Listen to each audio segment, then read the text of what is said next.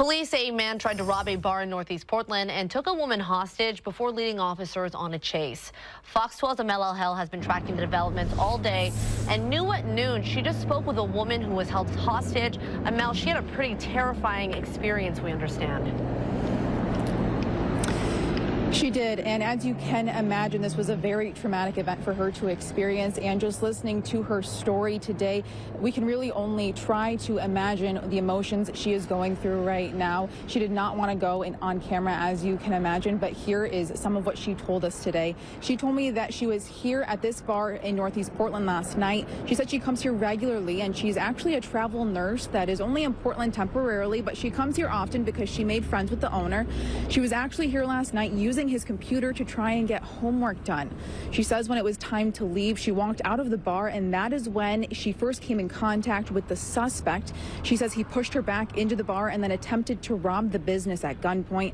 Eventually, he made her come with him and get in her car. She says he forced her to drive and had the gun pointed at her the entire time as she drove them around, just following his commands. The entire time, she tells me, she was just trying to find a way out. She told me he sexually assaulted her, and she was trying to comply and do whatever he asked because she felt her life was in danger.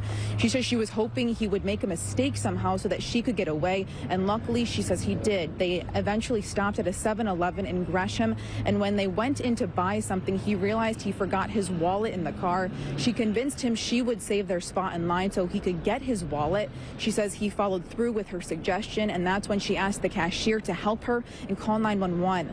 When the man came back in, he realized what was going on and sped off in her car, and that's when the chase with police started, and the man eventually was taken into custody after shooting himself. Now, that all happened after the woman was in the hospital. She says during this whole experience she was absolutely terrified, and even though the man who kidnapped her told her that he didn't want to hurt her, she did not think that she was going to make it out of this situation alive. Again, we can only imagine the emotions she is feeling this morning. We're going to have more on her story coming up later in our later show, so sure to be lookout for that to find out what else she had to say to us. For now, we're live in Northeast Portland. I'm at Fox 12 Oregon.